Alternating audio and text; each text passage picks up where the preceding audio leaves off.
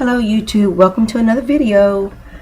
Here is another favorite, which my mother called Perloe, and this is Neckbone Perloe, which is made with regular neck bones from the cow. You can make this with chicken also, but in that you're using parts, you're not using the whole item. If you use chicken, then you're going to use cut up a chicken and use just the backs with the neck and the pack that comes with it. With regular neck bone Perloe, you're going to use necks from cows. These are a little skimpy, so sometimes you really have to be picky. You can see this through the pack because when they package it, it's covered like that. You're not using the bones, so you have to actually cook all of the meat off of the bone. You want the meaty part because that's what you're cooking.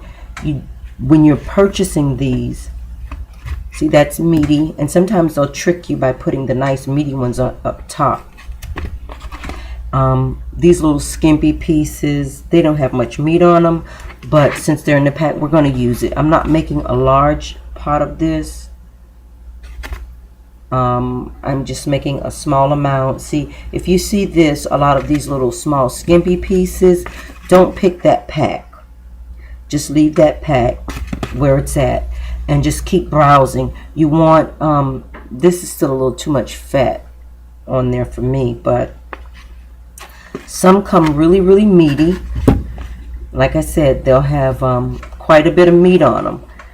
But since it's such a small amount that I'm making, these will do fine.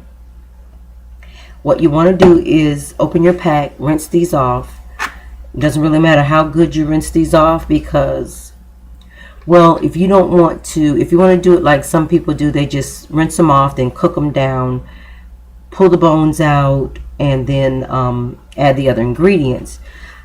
I, however, don't do that. When you boil them, it looks like yucky gook comes up to the surface of the water, which is blood and other stuff that is in here that you don't see. So I rinse these off, just kind of fairly rinse them off well, not too good. I'm not worried about that because I'm going to boil all of that stuff off of there and skim it off the top. So you place all of these into the pot. This is a small amount, so it's a small pot. Otherwise, it would have been a larger pot. Now you see they're all laying level in there, and I'm going to add water to it so that the water covers the top. And the reason why you're adding a good bit of water is because, like I said before, you're going to boil these, and you're going to basically boil them until all of the meat falls off the bone. In between time, the stuff that you see floats up to the surface of the water. You take a nice spoon and ladle that off.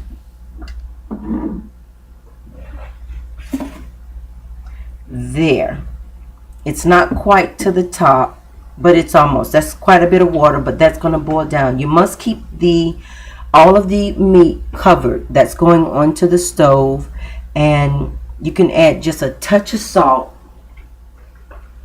to that, but not much because you're boiling it off. Salt does help to clean. That's about a teaspoon of salt. That was about a teaspoon of salt I added so that the meat isn't fresh, because the meat is going to basically totally cook. And so you add just a little salt so that the meat's not fresh. If the food is fresh, you are constantly adding too much salt on the end to get it to taste okay, and to keep from adding a ton of salt on the end. Adding that little salt at the very beginning of the cooking stage keeps the meat from being, or the dish from being, what is called fresh. That means it doesn't really have that salt flavor to it.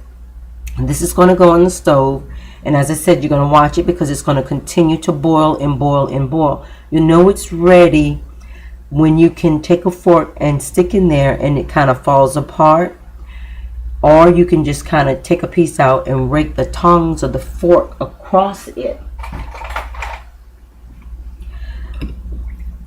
When you rake the tongs of the fork across it, like this, the meat should come off the bones, and that's what you're looking for. So since we don't have time-lapse video here, I haven't figured that out.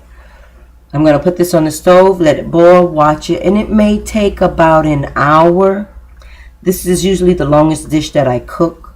It will take about an hour to get to the spot where I want it, and then I'll show you probably a clip or something where I take the meat off the bones, and then I will add the other ingredients. So what you're going to need is these little packets of brown gravy mix. Doesn't matter what brand you use, but you need, for a pot this size, you may need about 2 of them. And rice, whatever your favorite rice is. My mom used regular rice, but my sister-in-law updated that recipe by using some type of minute rice, quick rice.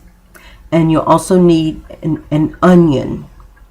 So, and the onion will be minced, or chopped rather. That's not added until you have actually taken all the meat off the bone. So until then, YouTube, we'll see you on the next video.